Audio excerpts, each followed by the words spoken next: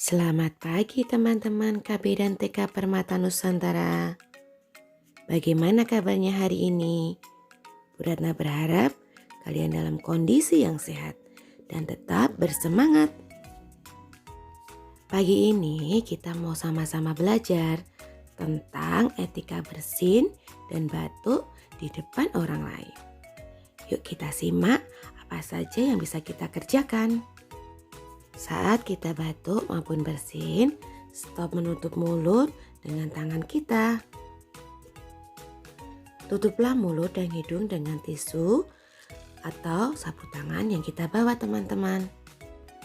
Jika kalian memakai tisu, buanglah tisu ke tempat sampah setelah kalian gunakan untuk menutup mulut dan hidung. Selain menggunakan tisu, kalian juga bisa menutup hidung dan mulut dengan menggunakan lengan baju kalian. Jangan lupa cuci tangan kalian dengan bersih menggunakan sabun dan air bersih. Jika kalian sedang sakit, jangan lupa ya memakai masker kalian.